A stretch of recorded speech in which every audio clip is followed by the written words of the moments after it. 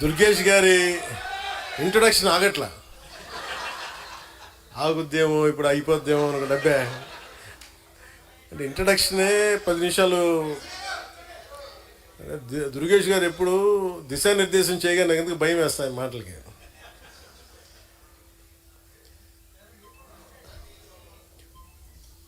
Rajahmundry parliament పరిధికి సంబంధించిన నాయకులకి, పెద్దలకి, ఆడపడుచులకి, మా మహిళా నాయకులకి,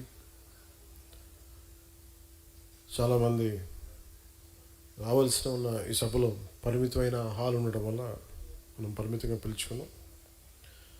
రాని మన జనసేన కుటుంబానికి, వచ్చిన ఈ జనసేన కుటుంబానికి మనస్ఫూర్తిగా మీ అందరికీ నా తరపున, పార్టీ తరపున అందరికీ నా హృదయపూర్వక ఆహ్వానాలు, నమస్కారాలు తెలియజేస్తాను.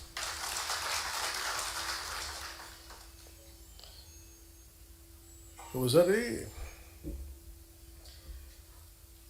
ఒక పార్టీ నడపడం ఒకసారి అనిపిస్తుంది, ఎట్లాగైనా పార్టీ పెట్టేసి ఇక్కడ దాకా వచ్చాం అనిపిస్తుంది.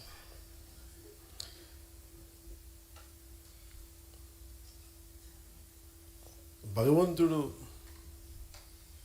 నా నుదుటిపైన రాసిన రాత అనుకుంటాం.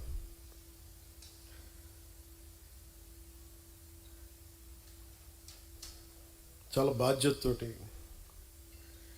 ఇదేదో నాకు చాలాసార్లు చెప్తుంటాను, పదవుల గురించి కాదు, వీటి గురించి కాదు. మరి పదవుల గురించి కాకపోతే నువ్వు ఎందుకు వచ్చావు అని మాట్లాడుతూ ఉంటారు కంటెంపరీ పొలిటికల్ లీడర్స్ అంతా. నేను ఒక ఓల్డ్ టైమర్ని, ఫ్రీడమ్ స్ట్రగుల్ని కథలు చదివి స్ఫూర్తిని చెందినవాడిని,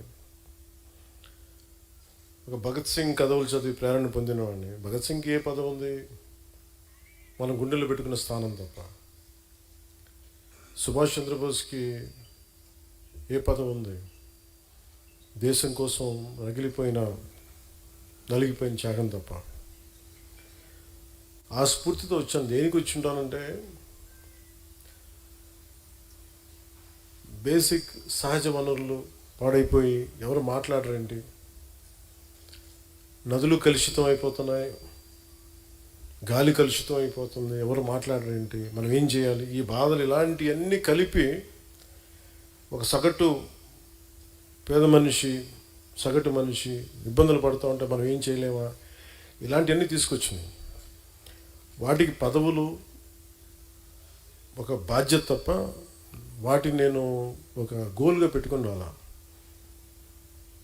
అని చెప్పి నాకు పదవుల మీద అగౌరవమో లేదంటే తక్కువ చులకన భావం లేదు. నాకు చాలా గౌరవం ఆ పదవుల మీద. కానీ పదవి కోసమే నేను ఉన్నానంటే, ఒకవేళ పదవి లేకపోతే పని చేయవా అని నాకు నేను ప్రశ్నించుకున్నాను.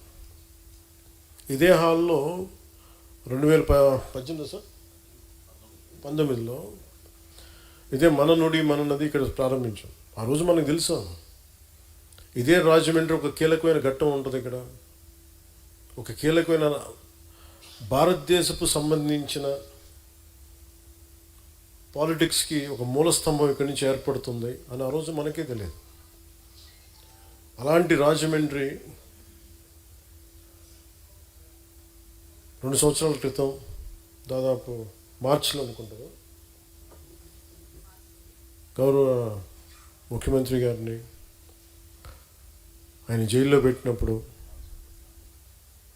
అది ఎలాంటి పరిస్థితులు ఉన్నాయో మీ అందరికీ తెలుసు. ఆ రోజున ఏ ఒక్కరు కూడా రోడ్ల మీద వచ్చే పరిస్థితి, ఎవరికి నోరు మెదపాలంటే గుండెలు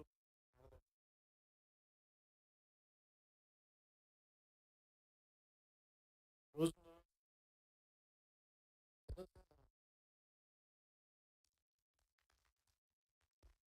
ఎలాంటి నిలబడ్డారంటే, ఇక్కడున్న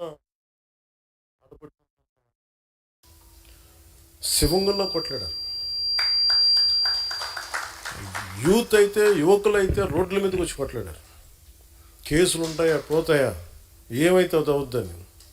తెలంగాణ బోర్డర్ దగ్గర నుంచి వైజాగ్ దాకా మొత్తం నలుమూలల, పల్నాడు కావచ్చు, గుంటూరు జిల్లాలు కావచ్చు, ప్రకాశం జిల్లా కావచ్చు, ఈరోజు అన్నీ అయిపోయిన తర్వాత అందరూ మెత్తబడిపోయారు. అందరూ కడుపు నిండిపోయింది అందరిగా, పౌరుషం చచ్చిపోయింది, చావు చచ్చిపోయింది. మళ్ళీ మీ అందరికీ ఖడ్గతిక్కిన కథ వినిపించాలి నేను. ఏమ్మా ఖడ్గతిక్కిన కథ వినిపిద్దానికి పౌరుషం చచ్చిపోయింది అందరికీ లేదు కదా.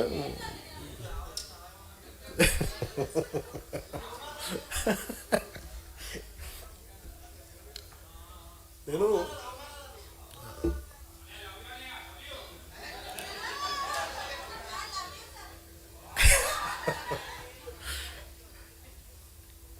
అంటే అవమానాలు జరుగుతున్నాయి అంటే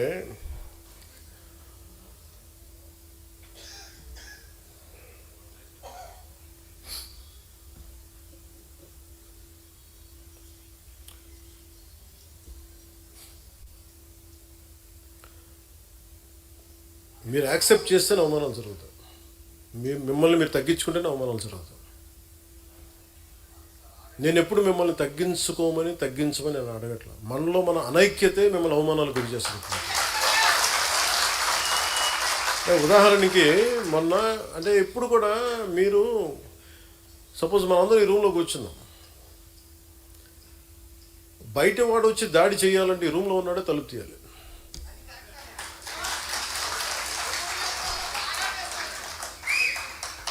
సో జనసేనకి నేను చాలాసార్లు చెప్తాను, నాకు ఎంత కష్టం ఉంటుందంటే నిజంగా ఒకసారి నేను మొన్న తమిళ్ పాలిటిక్స్ చూస్తున్నాను ఈ మధ్యన. వాళ్ళు ఎంత సుఖంగా చేశారా పాలిటిక్స్, ఎంత సుఖంగా చేశారు. నాకు అసూయ కలిగేంత సుఖంగా చేశారు. నేను 10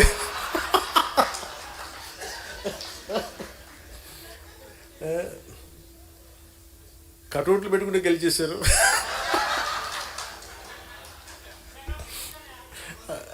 అలాగే కటౌట్లు హలోగ్రామ్స్ పెట్టుకుంటే బాగుంది. అలాగే చక్కగా సీమ్లు అయిపోయారు.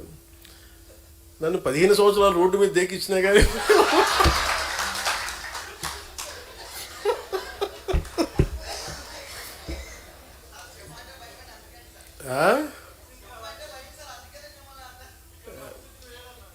సరదా తెలుసులే. అంటే ఎందుకంటే